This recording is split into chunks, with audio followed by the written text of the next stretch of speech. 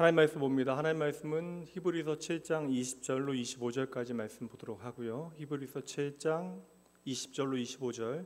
제가 가지고 있는 성경은 신약 성경 358쪽, 359쪽 어간에 있습니다. 출애굽기 히브리서 제가 출애굽기라고 그랬나요? 히브리서 7장 20절 말씀이요.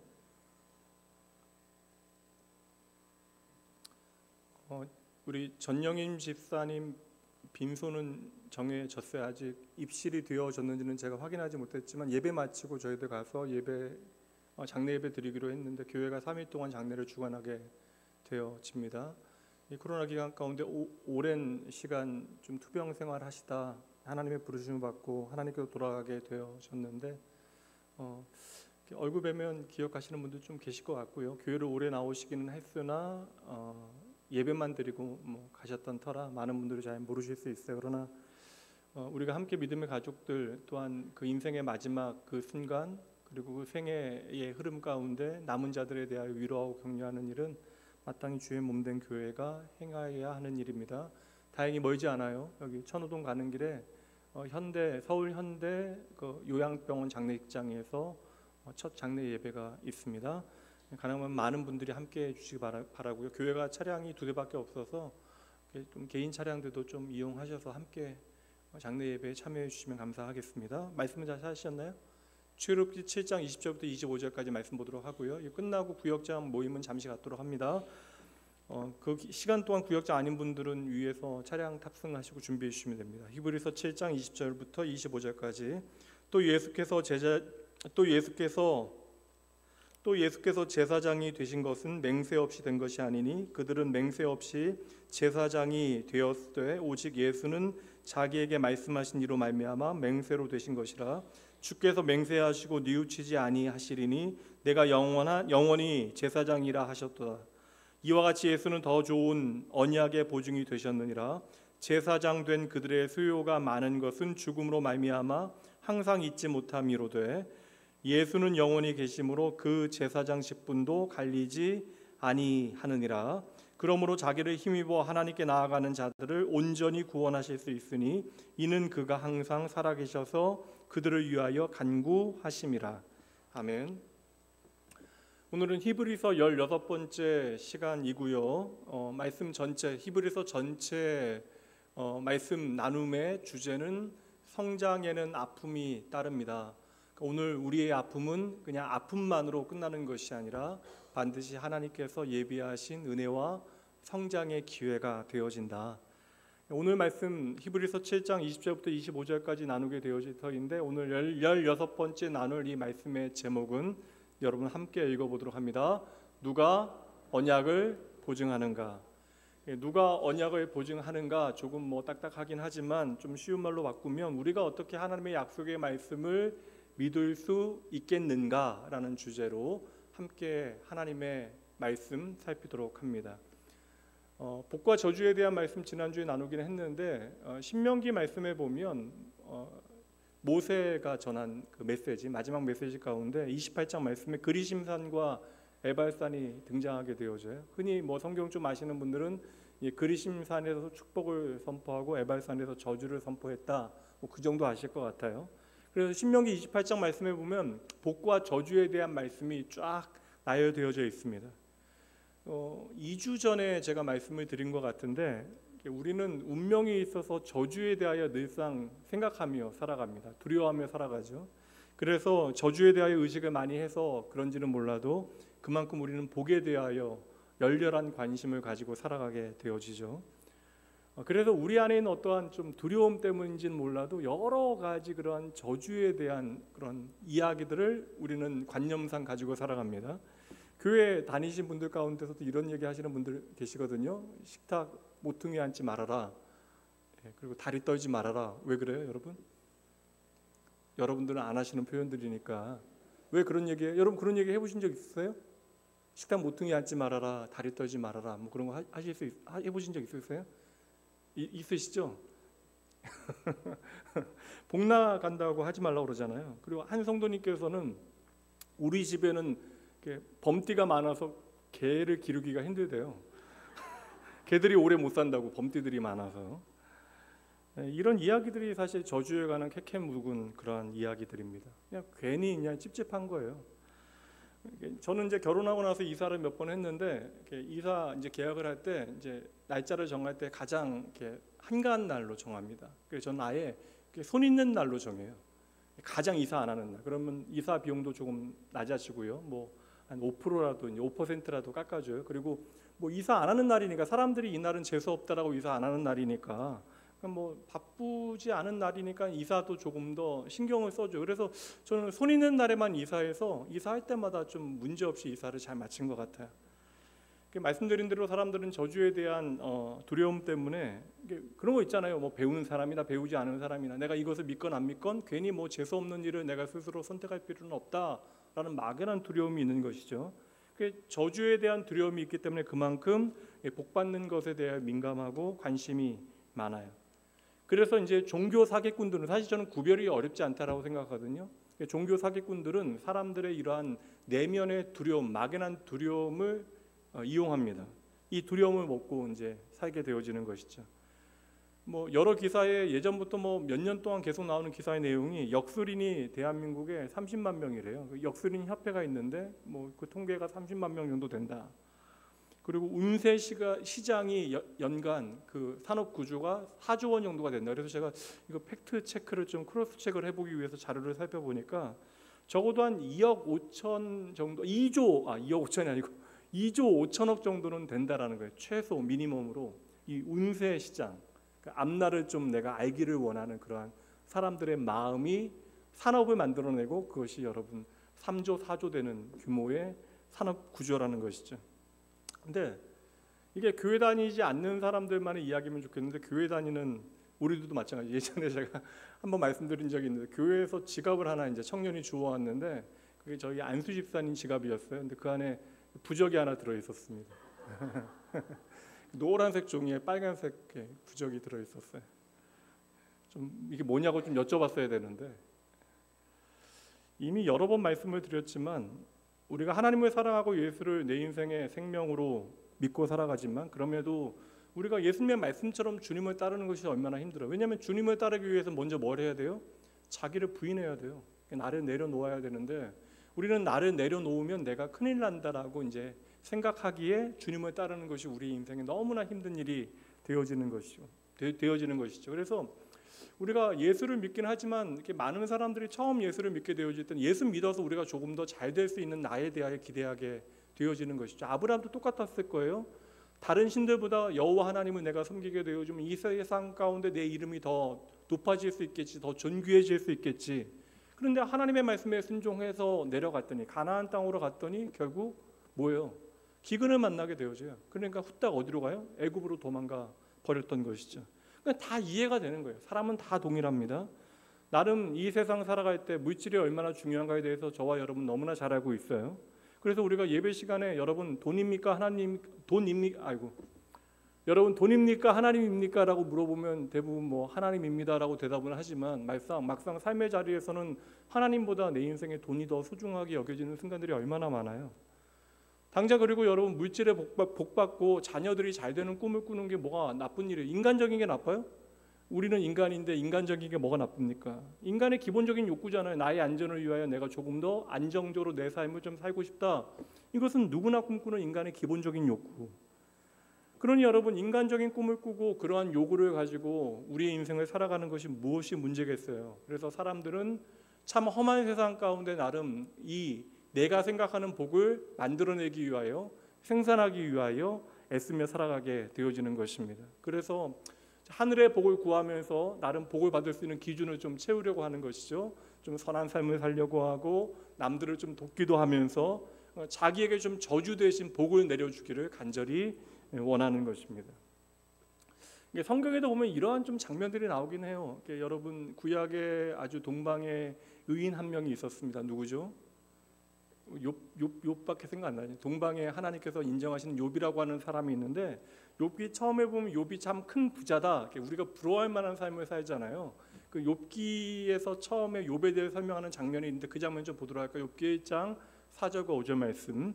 그의 아들들이 자기 생일에 각각 자기의 집에서 잔치를 베풀고 그의 누이 3명도 청하여 함께 먹고 마시더라. 이게 그냥 단순히 생일 축하한 것만은 아닌 것 같아요. 왜냐하면 그 다음 말씀 보시면 그들이 차례대로 잔치를 끝내면 욥이 그들을 불러다가 성결하게 하되 아침에 일어나서 그들의 명수대로 번제를 드렸으니 이는 욥이 말하기를 혹시 내 아들들이 죄를 범하여 마음으로 하나님을 욕되게 하였을까 함이라.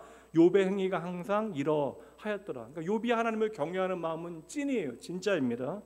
근데 부자이면서 하나님을 경외하는 욥의 일상을 소개할 때에 욥은 자신의 자녀들이 하나님 앞에 범죄하게 되어질 수 있다라고 하는 생각 때문에 어떠한 일이 있을 때마다 무엇을 해요? 하나님 앞에 번제, 희생의 제사를 드리게 되어집니다.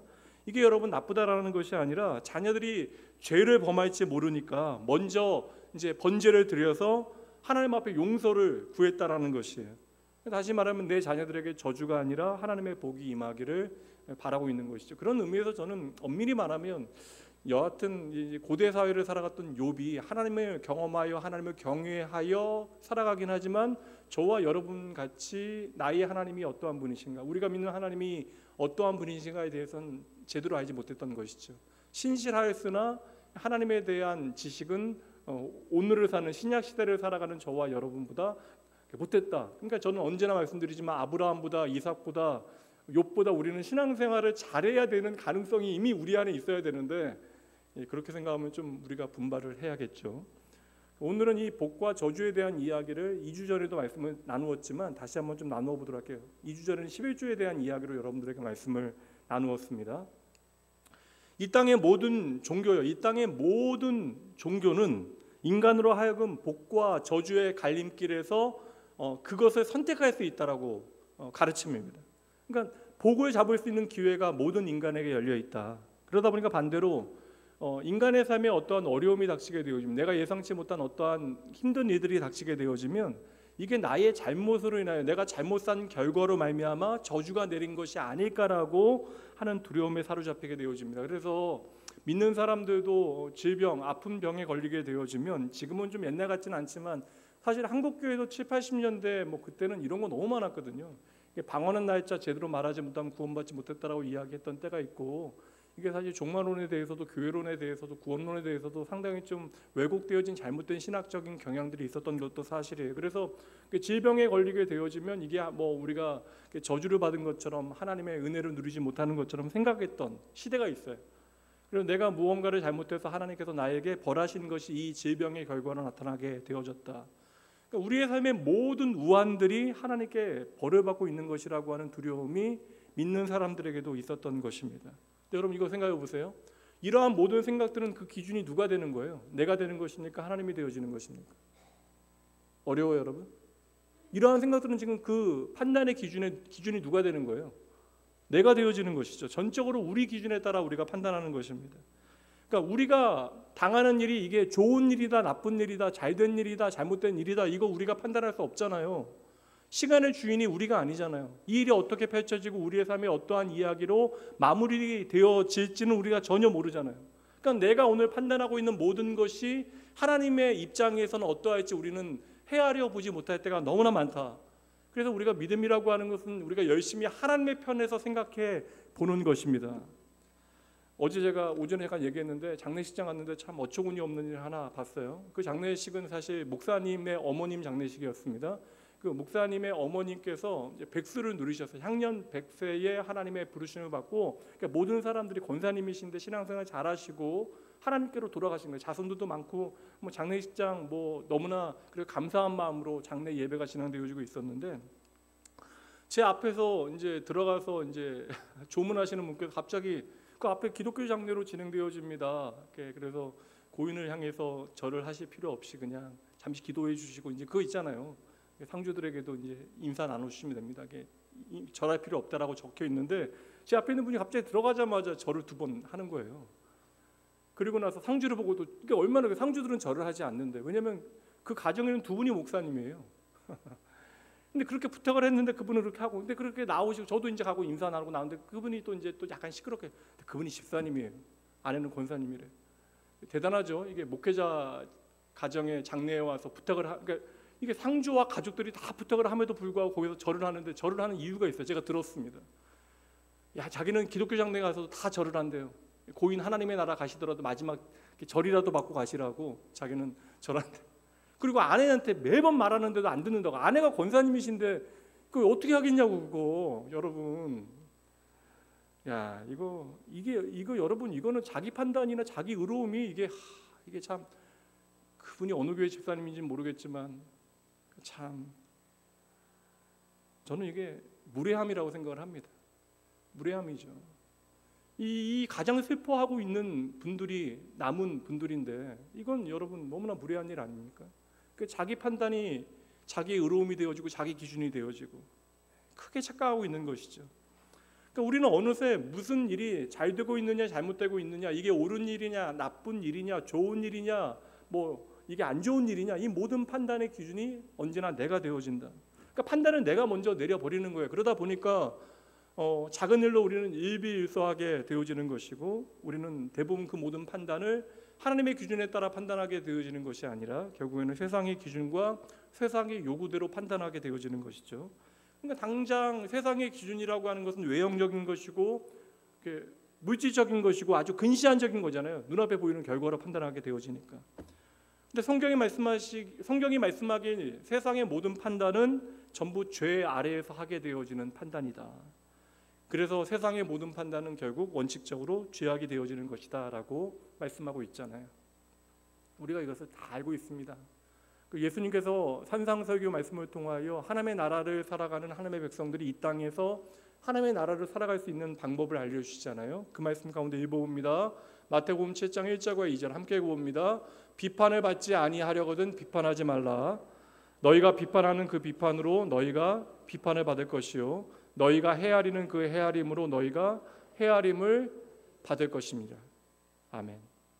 욥기에 보면 욥기의 세 친구들 좋은 친구들이 나쁜 친구들이에요. 정말 좋은 친구예요. 저는 생각하기에 인생에 이런 친구들이 있으면 정말 감사한 일이다. 만사 다 제쳐놓고 와가지고 나와 함께 나의 모든 슬픔에 동참해주는, 말없이 그 시간들을 함께 해주는 친구가 얼마나 좋은 친구들이에요. 그런데 결국 그 신실하였던 좋은 친구들이 어떻게 해요? 자기 기준에 따라 욥을 판단하게 되어집니다. 그리고 욥의 세 친구들 하는 이야기 보면 여러분 다 그렇다는 이야기예요. 어떤 상황에서는 정확하게 맞는 믿음의 이야기가 되어지는데 문제는 무엇입니까? 하나님께서 욥의 세 친구들에게 뭐라고 이야기하세요? 혼내시잖아요. 너희가 판단하는 그 모든 판단이 틀렸다. 그러니까 여러분, 우리가 아무리 옳은 얘기를 해도 하나님이 틀렸다 하시면 틀린 거예요. 그러니 여러분, 우리는 세상의 방법대로 우리의 생각대로 쉽게 판단해서는 안 되는 거예요. 여러분의 삶에 대해서도 그렇게 판단하시면 안 됩니다.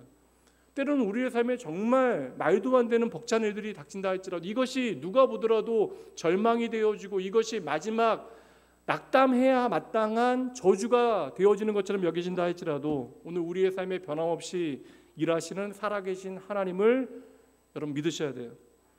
여러분, 아브라함의 하나님은 이삭의 하나님이 되시고 이삭의 하나님은 야곱의 하나님이 되시고 그 야곱의 하나님은 오늘 저와 여러분의 하나님이 되십니다. 신명기 28장 말씀에 복과 저주에 대해서 이제 선택하라는 말씀처럼 보이는데, 근데 막상 신명기 28장 말씀에 보면 여러분 복과 저주 가운데 뭐가 더 많아요? 저주가 많아요. 복에 대한 말씀은 신명기 28장 1절에서 14절까지, 저주에 대한 말씀은 15절부터 68절까지가 저주에 대한 말씀이에요. 쉽게 얘기하면 그 양만 따져봐도 복에 대한 내용보다 저주에 대한 내용이 3배 이상 더 많이 있습니다. 단순히 따져도 3배 이상 저주에 대한 말씀이 더 많다고요. 그러니 여러분, 신명기 28장은 그냥 복과 저주에 대한 선택의 말씀이 아닙니다. 너희가 복을 선택해야만 한다, 저주를 선택해서는 안 된다는 말씀이 아니라는 거예요. 그렇게 해석하게 되어지면 신명기 28장은 너무나 저주에 대한 내용이 많습니다. 읽어보면 너무나 겁이 나요. 이 기준대로 이야기하면 누구든지, 여러분, 저와 여러분도 저주받을 수밖에 없는 인생이라는 사실을 깨닫게 되어집니다. 여러분, 우리가 하나님을 떠난 이상 죄 가운데 있는 모든 인간은 제 아무리 저주를 거부하려고 해도 저주를 피할 수 없고요, 간절하게 반대로 복을 따라가려고 해도 복을 누릴 수 없는 인생임을 우리가 알아야 하는 것이죠. 그래서 성경은 하나님을 떠난 인간의 상태가 철저하게 저주 아래에 있다라고 그 사실을 선포하고 있다는 거예요. 이게 성경이 말하는 하나님을 떠난 인간에 대한 가장 중요한 이해입니다. 모든 인간이 다 죄인이다. 그래서 신명기 28장도 바로 그러한 의미에서 저주에 대한 내용을 더 많이 담고 있는 거예요. 이러한 상태가 바로 너희의 상태이다. 인간의 상태이다. 그렇다면 그냥 저주만 이야기하면 되잖아요. 너희가 하나님을 떠난 결과가 바로 이러한 저주이다 라고 이야기하면 되는데 왜 신명기 28장에 복에 대한 말씀이 기록되어져 있을까? 복에 대하여 왜 신명기 말씀은 우리에게 말씀해 주고 있는 것일까? 이거 중요합니다, 여러분. 이거 왜 복이 기록되어져 있냐면 바로 하나님의 약속 때문이에요. 하나님의 언약 때문입니다. 그러니까 하나님께서 당신의 언약 가운데 당신의 택한 백성들을 불러주신 상태가 바로 복이 되어지는 거예요. 그러니까 저와 여러분은 복을 누릴 수 없는 존재인데 하나님께서 당신의 약속을 지키시기 위하여 저와 여러분을 불러주신 것이 바로 복이 되어지는 것이다. 그러니까 오늘 하나님께서 저와 여러분을 부르신 것이 가장 큰 복이라고 하는 사실을 잊지 마셔야 돼요. 모든 인생은 저주 아래에 살아가는데 죄와 사망의 그늘 아래에 거해야 하는데 하나님께서 저와 여러분에게 이해할 수는 없지만 은혜를 베푸시어 영생을 주신 것이 바로 복이라는 사실을 우리에게 말씀해 주시는 것이죠. 여러분 정말 중요해요. 그래서 복은요 하나님의 약속에 달려 있는 것이죠. 복과 저주는 우리의 선택사항이 아니라는 거예요. 우리가 뭐 잘해서 복을 누리게 되어지고 우리가 잘못해서 저주를 받게 되어지는 것이 아니라는 것입니다. 이 모든 것은 우리의 선택이 아니다. 누구의 선택에 달린 거예요? 오직 하나님의 선택에 달린 문제예요. 그래서 그 성경에 하늘로부터 임하는 모든 복은 우리가 구하여 누릴 수 있는 것이 아니라 하나님께서 우리에게 허락하실 때 주어지는 것. 그래서 하늘의 복은 하나님의 복은 잘한 놈에게 하나님께서 점지해 주시는 것이 아니라 오직 은혜가 되어지는 것입니다. 이게 복이 아니라 구원이라고 하는 단어를 넣어서 생각하면 우리가 너무나 쉬운데요. 여러분 사람이 구원해요? 하나님이 구원하세요? 하나님이 구원하십니다라는 대답은 너무나 어렵지 않은데 이 문제에 대해서 너무나 우리가 당연하게 하나님께서 구원하십니다. 구원은 하나님의 손에 달려 있습니다 라고 이야기하지만 막상 이 구원의 문제에서도 삶의 태도는 그렇지 못할 때가 너무나 많이 있다라는 거예요. 오직 구원이 하나님께로부터 난다라고 하는 사실은 내 삶의 자리에서 나의 삶의 이야기로 살아내지 못할 때가 너무나 많은 거예요. 그러니까 예수님께서 돈이냐 하나님이냐 직설적으로 우리에게 물어보신 것이죠. 그래서 때때로 가정에 어려움이 닥치게 되어지면 뭐 부모님이나 자녀에게 어려움이 닥치게 되어지면 경제적인 어려움이나 어떤 질병의 문제가 닥치게 되어지면 내가 하나님 앞에 무언가를 잘못한 것이 아닐까라고 우리는 먼저 생각하게 되어지는 것입니다. 그러니까 다시 말하면 나도 모르게 복과 저주가 나의 행동에 달려 있다라고 우리는 생각하는 것이죠. 여러분 다른 말로 하자면 구원이 내가 얼마나 선을 행하고 하나님의 말씀을 지켰는가에 따라 우리에게 구원이 주어진다라고 착각하는 것입니다. 중요한 말씀이니까 이 말씀 보도록 할게요. 오늘 7장 19절 말씀 함께 읽어봅니다. 율법은 아무것도 온전하게 못할지라. 이게 구약의 모든 율법의 결론이에요. 율법은 아무것도 온전하게 하지 못한다. 이게 앞에 있는 레위 제사장의 그 반열에 있는 제사장들이 행한 일들, 그리고 멜기세덱의 반차를 쫓은 예수 그리스도께서 행한 일을 비교하고 있는 모든 내용이. 그래서 율법은 아무것도 온전하게 하지 못한다. 함께 읽어봅니다. 이에 더 좋은 소망이 생기니 이것으로 우리가 하나님께 가까이 간다. 이게 복음이에요. 복음이에요. 율법은 우리를 선하게 할 수 없어요. 우리가 무언가를 행하는 것을 통하여 온전하게 되어질 수 없다고요. 온전해져야 하나님 앞에 나아갈 수 있는데, 우리가 온전해져야 거룩하신 하나님 앞에 나아갈 수 있는데 율법을 지킴으로 우리가 온전해질 수 없다고요. 그런데 우리에게 더 좋은 소망이 그냥 생긴 거예요. 주어진 거예요. 우리가 이것 때문에 하나님 앞에 더 가까이 나아갈 수 있는 길이 열렸다라는 것입니다. 얼마나 중요한 말씀이에요. 여러분 인간이 하나님 앞에 가까이 나아갈 수 있습니까? 없습니까? 없어요. 여러분 없어요. 죄인된 우리가 거룩하신 하나님 앞에 가까이 나아갈 수 있는 방법이 없다. 그래서 에덴으로 가는 문이 닫히게 되어진 거예요. 지난주 제사에 대하여 말씀드리면서 이거 안 된다라고 이야기했어요. 제사를 통하여 율법을 지키는 것을 통하여 우리가 하나님 앞에 나아갈 수 없다라고 말씀드렸어요. 그래서 구약의 모든 제사는 우리의 노력으로 하나님의 임재의 장소 어디예요? 성막 성전 안에 어디입니까? 지성소 안으로 들어갈 수 없다. 그 율법을 지키는 것을 통하여 그 수많은 제사를 통하여 날마다 피비린내 나게 동물의 제사를 통하여 우리가 하나님 앞에 번제와 희생 제물을 드린다 할지라도 우리는 하나님께서 임재하시는 지성소 안으로 들어갈 수 없다. 이게 구약의 모든 율법과 구약의 모든 제사의 결론이에요. 그래서 구약의 모든 제사와 모든 율법은 한 가지 진리로 수렴되어집니다. 무엇입니까? 우리에겐 누가 필요해요? 예수님이 필요합니다. 이게 히브리서 지금까지 중요한 내용이잖아요.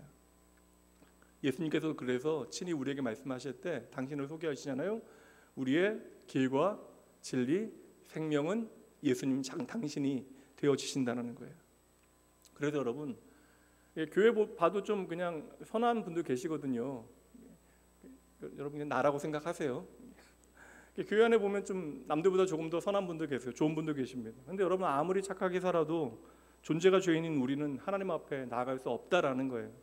우리의 선함으로 하나님과의 단 1초의 0.1초의 만남도 가능하지 않다. 하나님의 부르심 가운데 모세는 정말 대단한 일을 행하게 되어집니다. 이거 엄청난 일이잖아요. 근데 모세와 하나님의 만남에 대한 이야기가 있거든요. 출애굽기 33장 말씀으로 가봅니다. 20절부터 제가 읽을게요. 또 이르시되 네가 내 얼굴을 보지 못하리니 나를 보고 살 자가 없음이니라. 이게 왜 그런가에 대해서는 이미 말씀하셨죠. 거룩하신 하나님 앞에 죄인이 나아갈 수 없는 거예요. 여호와께서 또 이르시기를 보라 내 곁에 한 장소가 있으니 너는 그 반석 위에 서라. 내 영광이 지나갈 때 내가 너를 반석 틈에 두고 그 반석 틈에 넣어두고 내가 지나도록 내 손으로 너를 덮었다가 손을 거두리니 네가 내 등을 볼 것이요 얼굴은 보지 못하리라.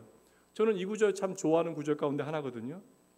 죄인인 우리가 하나님을 만날 수 있는 방법은 아예 없어요. 그러니까 죄인이 하나님을 만난다는 것은 그냥 죽음인데 모세도 죄인이잖아요. 그러니까 하나님 앞에 아무리 일을 많이 해도 하나님을 위하여 아무리 수고해도 그것으로 하나님 앞에 설 수 있는 자격을 구할 수 없다라는 거예요. 이게 뭔지 알면 우리가 교회 안에서 어떠한 자격에 대해서 이야기할 수 없는데, 그런데 하나님께서 모세를 이러한 식으로라도 하나님의 흔적을 만날 수 있도록 은혜를 베푸시는 이유가 무엇일까? 이게 여러분 하나님이 참 섬세하시고 좋은 분이시다라는 증거가 되는 것이죠. 그 이유를 우리가 그 다음 말씀, 그 앞에 있는 말씀, 아니 그 다음 이제 그 앞에 있는 말씀 19절을 통하여 우리가 어렴풋하지만 알 수 있는데요. 여호와께서 이르시되 내가 내 모든 선한 것을 내 앞으로 지나가게 하고 여호와의 이름을 내 앞에 선포하리라. 여호와의 이름을 내 앞에 선포하리라. 나는 함께 있습니다. 은혜 베풀 자에게 은혜를 베풀고 긍휼히 여길 자에게 긍휼을 베푸느니라.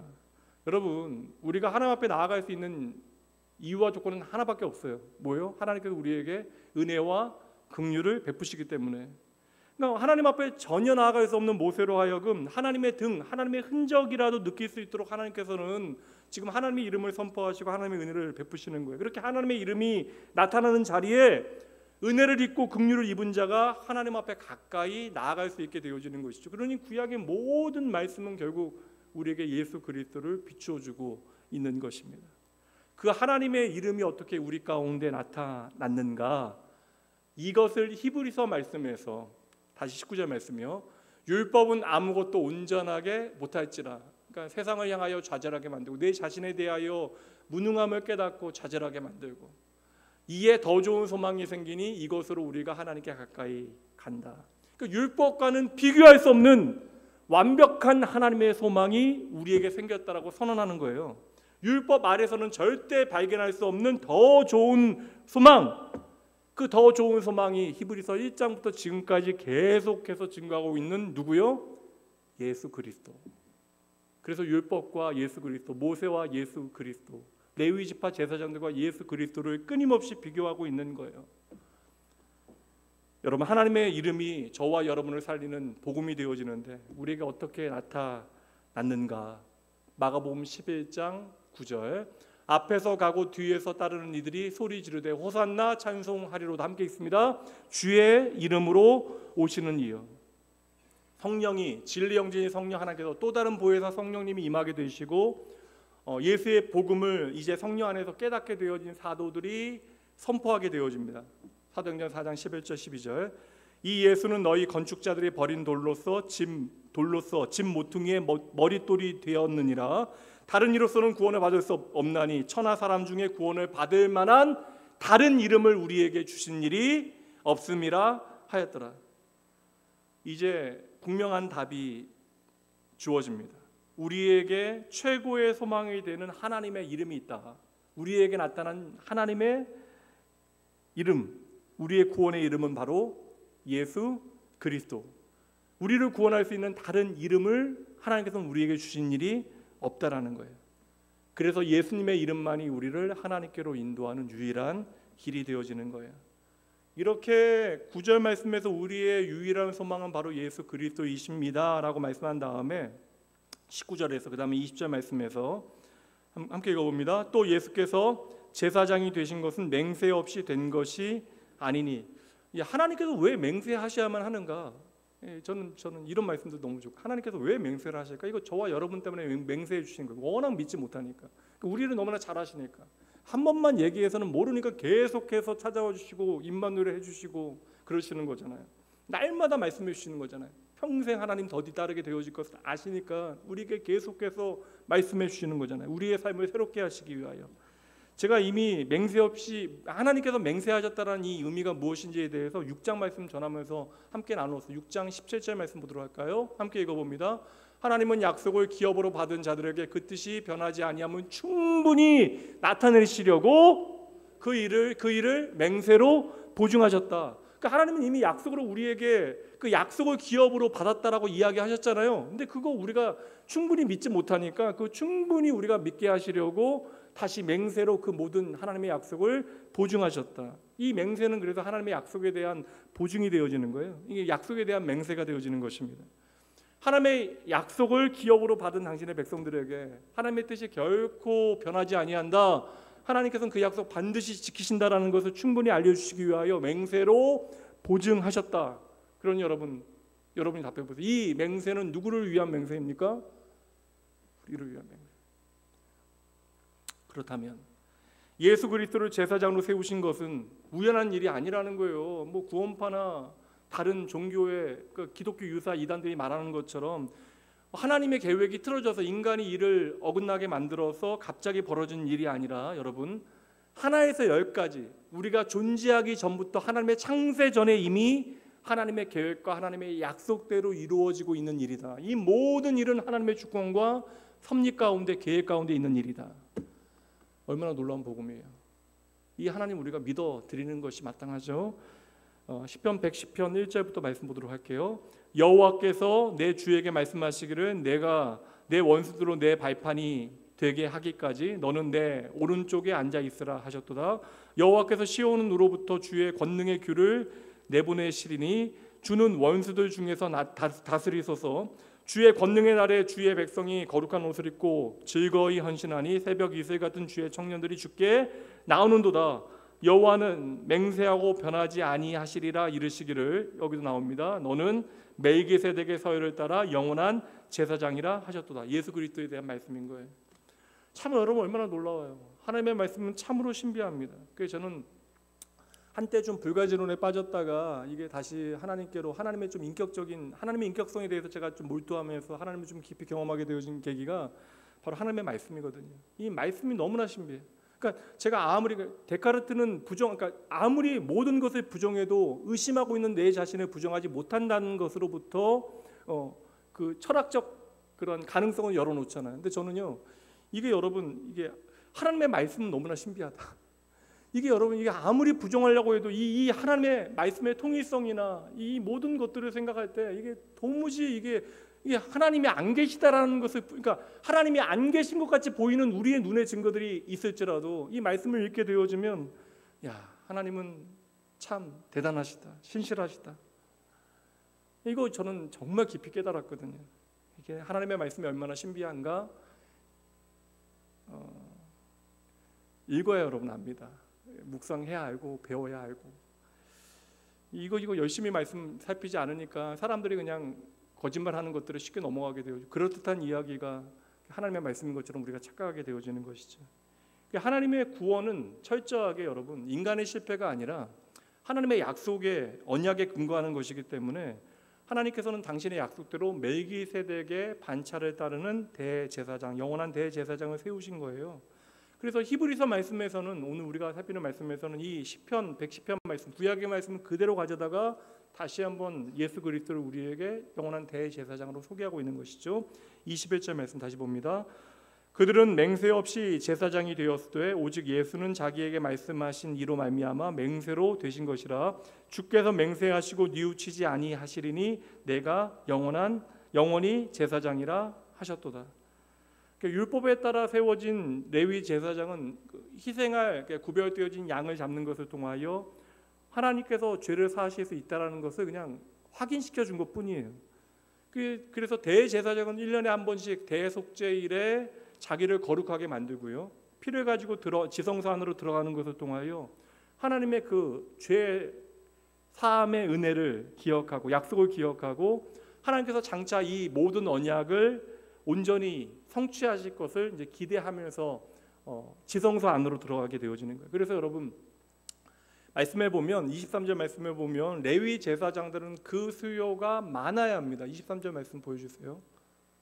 제사장 된 그들의 수요가 많은 것은 죽음으로 말미암아 항상 있지 못함이로되. 그러니까 이게 제사장들의 반복되어지는 그 제사를 통하여 인간의 그 죄의 문제를 해결할 수 없기 때문에 제사장들은 계속해서 제사를 드려야 되는 거예요.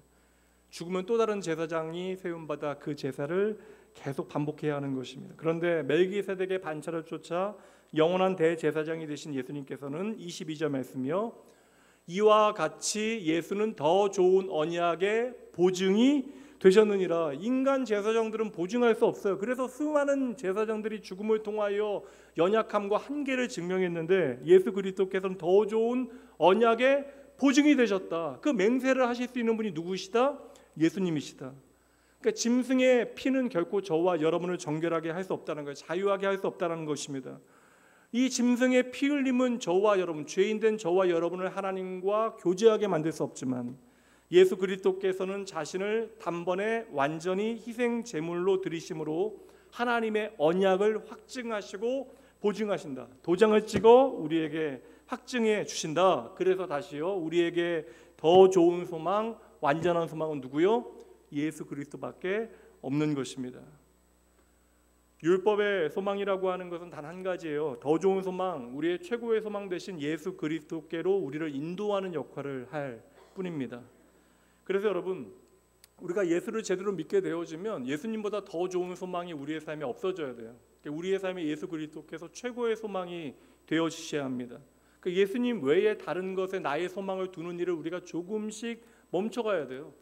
이게 여러분 아브라함도 동일하게 나의 인생에 내가 의지하는 것들 많았는데 이것들 덜 의지하고 하나님을 의지하는 믿음의 훈련을 계속한 거예요. 24년, 25년 동안. 그래서 아브라함이 되어지는 것입니다.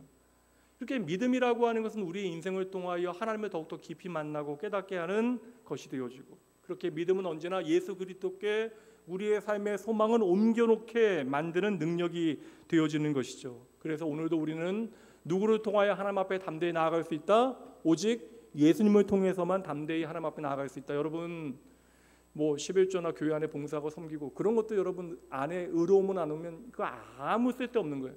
여러분 안에 자기 의로움으로 남는 것들은 하나님 앞에 나아가는데 하나님께서 기억하시는데 하나도 도움이 되어지는 것들이 아닙니다.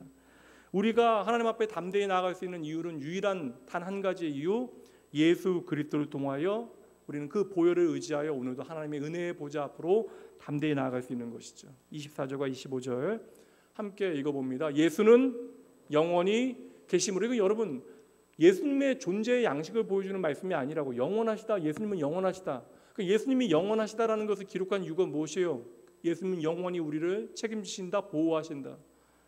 예수는 영원히 계심으로 그 제사장 직분은 우리를 하나님께로 나아갈 수 있도록 인도하시는 것인데 그 제사장 직분도 갈리지 아니하느니라. 25절 그러므로 자기를 힘입어 하나님께 나아가는 자들을 온전히 구원하실 수 있으니 이는 그가 항상 살아계셔서, 살아계신 이유가 뭐예요? 그들을 위하여, 우리를 위하여 간구하심이라. 오늘도 제사장의 직무를 감당하시는 예수 그리스도. 그래서 여러분 예수님은 십자가에서 죽으시고 부활하심으로 이제 하늘 보좌에 앉아서 그냥 가만히 관망하시는 분이 아니라 오늘도 대제사장으로, 우리의 영원한 대제사장으로 저와 여러분을 위하여 하나님 앞에 간구하시는 우리의 구원자 되심을 믿으셔야 합니다. 그 구약의 대제사장들은 죽음으로 제사장직을 멈춰야만 하는 무늬만 제사장들이에요. 예수님은 우리의 영원한 대제사장 되시기 때문에 25절의 마지막 부분, 이는 그가 항상 살아계셔서 그들을 위하여, 당신의 백성들을 위하여 친히 간구하심이라. 예수님은 오늘도 살아계셔서 우리를 위하여 열심히 일하고 계십니다. 이게 우리의 소망이 되어져야 돼요. 여러분, 이게 저라고 걱정 없겠습니까? 제 가정에 걱정이 없을까요? 이게 목사로서 이게 하나님의 일을 감당하고 주의 몸된 교회를 섬기는 일에 걱정이 없을까요? 모든 인생은 그만큼 하나님을 떠난 결과로 이게 고달픈 험한 인생의 이야기들을 가져요. 그리고 여러분 아시다시피 우리에게 상처를 주는 모든 사람들은 내가 살아가는 사람들이잖아요. 우리가 뭐 관심 없는 사람들이 무엇을 하건 우리에게 상처가 되지 않는데 언제나 내 살아가는 자녀, 내 자랑이 되어지는 나의 가족이 나에게 상처가 되어지죠. 그렇게 애타게 기도해도 하나님 앞에 돌아오지 아니하고 또한 그들이 행한 일로 인하여 내가 괴로워할 수밖에 없는 그 모든 현실 가운데, 그럼에도 불구하고 여러분 기억하셔야 돼요. 예수님은 우리의 영원한 대제사장으로 저와 여러분을 위하여 오늘도 일하고 계십니다. 그래서 예수님 때문에 우리의 소망은요 그냥 불확실한 거 언젠간 나아지겠지가 아니라, 불확실한 가정이 아니라 예수님 안에서 우리의 모든 소망은 확실하고 실제적이라고 하는 사실을 믿으셔야 합니다. 하나님의 모든 약속, 하나님의 모든 언약은 우리의 소망 되신 예수 그리스도 때문에 결코 실패하지 않습니다. 한번 따라해 보세요. 하나님의 약속은 결코 실패하지 않습니다. 하나님의 약속은 결코 실패하지 않습니다.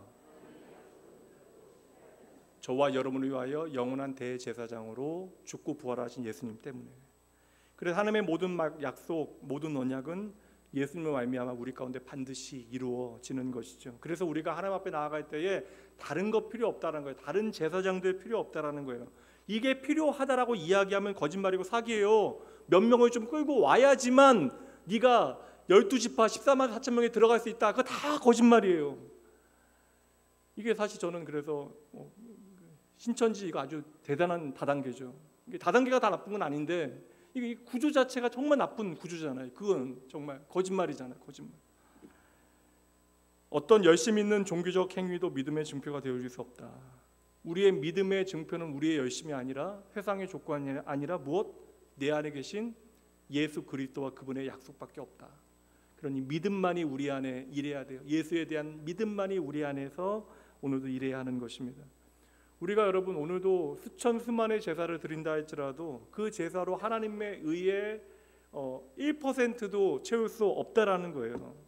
예수 그리스도께서 십자가에서 행하신 그 단 한 번의 제사로 이미 하나님의 모든 의는 완벽하게 충족이 되어진 것이에요. 그럼에도 불구하고 오늘 제가 처음에 말씀드렸다시피 좀 내가 열심히 하면 내가 하나님의 사랑을 받을 만하다라고 내가 생각하게 되어지는 것, 그러니까 내가 이 정도 하나님을 위하여 수고했으니 내가 교회 안에서 좀 목소리 내는 것이 합당하지, 이거 여러분 얼마나 말도 안 되는 일이에요. 반대로 이야기하듯 내가 요즘 하나님 앞에 좀 제대로 섬기지 못했으니까, 내가 이렇게 방황했으니까, 그리고 당장 내 가정에 이러한 우환이 있고 질병의 문제가 닥치게 되어진 것은 내 삶에 하나님의 말씀에 대해서 순종하지 못했으니까 그 어떤 저주의 결과로 내가 이해하게 되어진 모든 것, 이것은 여러분 결국 예수 그리스도의 십자가 그 보혈로 내 삶이 어떻게 변했는가에 대하여 믿지 못한 그 보혈의 능력을 우리가 제대로 오늘 확신하지 못하는 증거가 되어지는 거예요. 오늘 말씀을 오늘 말씀의 가장 중요한 핵심을 다시 한번 정리합니다. 우리의 언약의 보증, 하나님의 말씀이, 하나님의 언약이 반드시 우리의 삶이 이루어진다라고 하는 것을 우리에게 맹세하여 주신 분이 누구요? 예수 그리스도. 그러니 하나님의 언약에 대한 모든 보증은 우리에게 예수 그리스도밖에 없는 것이에요. 그러니까 우리가 무언가를 잘해서 하나님 앞에 약속 지켜주세요라고 하는 건 말도 안 되는 것입니다. 예수님께서 십자가에 흘리신 그 보혈 말고는 세상에 어떠한 것도 하나님의 모든 언약에 보증이 되어질 수 없는 거예요. 그래서 우리가 예수님 때문에 하나님의 모든 약속을 오늘도 확실히 믿을 수 있게 되어지는 것이죠. 그러니까 열심을 내시더라도 열심을 내는 이유가 좀 달라져야 합니다. 여러분의 열심 때문에 우리가 복받게 되어지는 것이 아니라 예수님의 보혈 때문에 여러분들은 이미 복 있는 인생임을 믿으셔야 돼요. 그러니까 내가 이제 예수를 믿는다. 이 믿음은 생명의 문제잖아요. 이게 참 아이러니인데 제가 제일 지금도 이해되지 않고, 제 자신에게도 이해되지 않고 여러분들에게도 이해되지 않고. 그러니까 우리가 사실 예수를 믿는다라는 것은 사실 그 믿음은 생명의 문제인데 예수를 믿는다라고 하면서도 적당히 믿는 것도 사실 좀 이해가 안 되거든요. 맞죠? 예수를 믿는데 적당히 믿어. 생명을 위하여 나는 삽니다라고 이야기하면서도 그렇게 세상의 다른 일에는 조그만 그냥 물질 얻는 데에도 우리가 생명 걸고 일하는데 예수를 믿는 것이 나의 생명이라고 우리는 믿는다 이야기하면서 그 믿음이 가짜도 아닌데 그런데 적당히 우리는 살아가죠. 그러니 여러분들이 이제 예수를 믿는 자로 구체적으로 주의 몸된 교회에서 헌신하거나 봉사를 어떠한 나의 의로움의 문제로만 이해해서는 좀 안 돼요. 이게 여러분 안에 도리어 더 큰 시험과 여러분 안에 낭망을 만들어낼 수 있습니다. 지난주도 말씀드렸어요. 우리의 모든 섬김은 이게 저희 어떤 목회적인 이상이기도 한데 우리의 섬김은 그 나의 구원 되신 예수 그리스도로 말미암은 기쁨과 자원하는 마음으로 감당해야 한다. 이게 원칙이 되어져야 합니다. 왜요? 우리의 섬김은 증거가 되어져요. 무슨 증거가 되어집니까? 내가 이제 예수 그리스도 안에서 살고 죽는 인생이다라는 사실을 증명해 주는 것이죠. 그래서 우리의 모든 섬김과 헌신은 내가 만들어가는 것이 아니라 내 안에 죽고 사시는 주님께서 만들어 가시는 것이다. 그래서 예수님께 생명을 거는 인생은 기쁨으로 내 삶을 하나님 앞에 살아가야 되는 것이고 그 기쁨과 평안이 오늘도 나를 회복하시는 하나님의 은혜가 되어진다. 그 회복의 은혜를 오늘도 예수 그리스도 안에서 누리는 사람들은 감사함으로 오늘 환히 웃었던 사라와 같이 그 기쁨으로 섬기고 봉사해야 하는 것이죠. 사실 엄정히 이야기하자면 우리가 뭐 과정 가운데 때로는 흔들리게 되어지고 때로는 그릇된 길을 가기도 해요. 그러나 하나님께서는 끊임없이 당신의 말씀을 통하여 성령 하나님을 통하여 우리를 교정하실 거예요. 그러나 분명한 것은 여러분 이것 외에는 다 가짜입니다. 봉사와 헌신 후에 나만 남게 되어지는 건 나만 드러나는 거 이거 가짜라는 거예요. 여러분 그러면 열심히 일할수록 미치는 장사가 되어집니다. 본전 생각나고 억울해져요.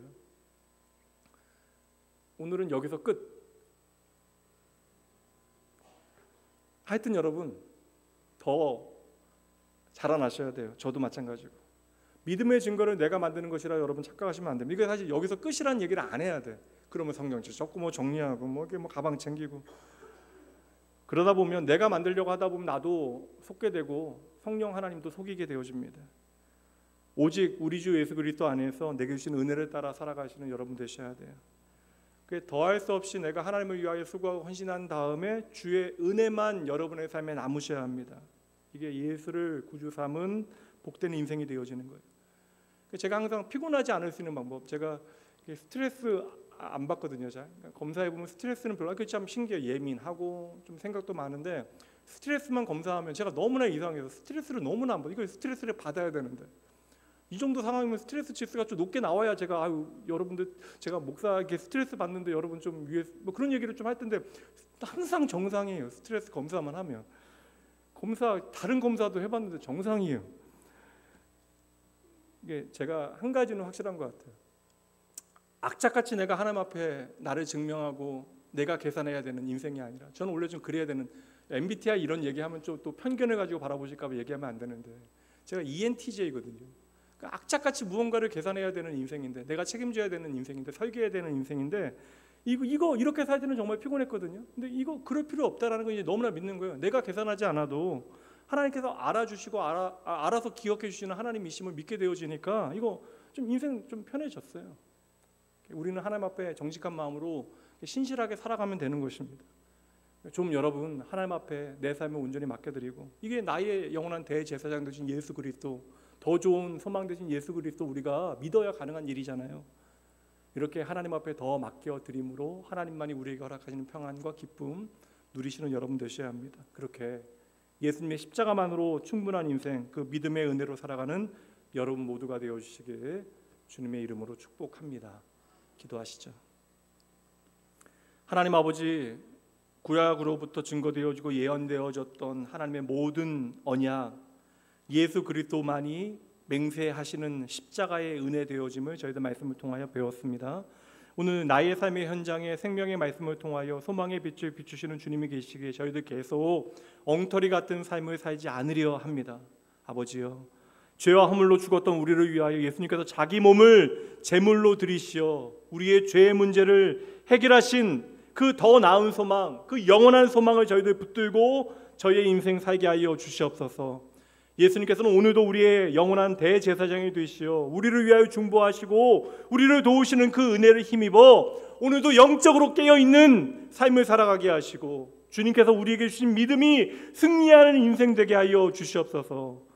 우리에게 더 좋고 완전하신 예수님 보내주셨기에 저희들 그저 육신에 머물러 어리석은 시간 낭비하고 살아가지 않기를 원하오니 말씀을 통하여 보여주시는 복된 인생 저희들 제대로 살게 하여 주시옵소서. 예수 그리스도의 영광을 맛본 새 언약의 백성들이오니 이제 더욱더 예수 그리스도를 깊이 생각하고 묵상하게 하시어 어떠한 상황 가운데서도 주의 약속의 말씀 붙들고 주님께로 더 가까이 나아가는 그리하여 믿음이 승리하는 귀하고 복된 인생 살아갈 수 있도록 주여 복내려 주시옵소서.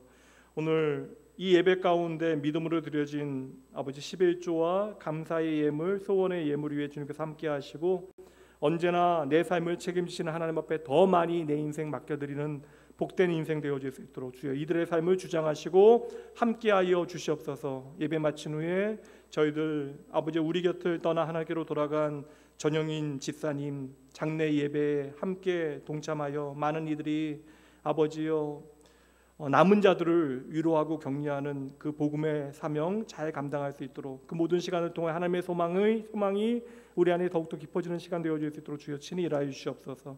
언제나 우리에게 더 좋은 소망과 더 좋은 언약으로 함께하여 주시는 나의 주 예수님 이름으로 축복하며 간절히 기도합니다. 이제는 우리 주 예수 그리스도의 은혜와 하나님의 사랑하심 성령 하나님의 함께하심이 나의 영원하신 기업 내 생명보다 귀한 주님 의지하여 십자가의 복음을 나의 유일한 소망 삼고 예수 안에서 살고 죽는 축복을 풍성히 누리며 살아가기로 작정하는 주께서 택하신 모든 자녀들 위해 이들이 다시 하나님 앞에 살아가게 되어질 일주일과 하나님께서 책임지실 이들의 인생 위에 오늘도 그 인생 하나님 앞에 살고 하나님께로 돌아가는 모든 하나님의 백성들 그리고 사랑하는 어머니를 떠나보내고 깊은 슬픔 가운데 있을 남은 유족들을 위해 지금부터 영원까지 함께 있을지어다. 아멘.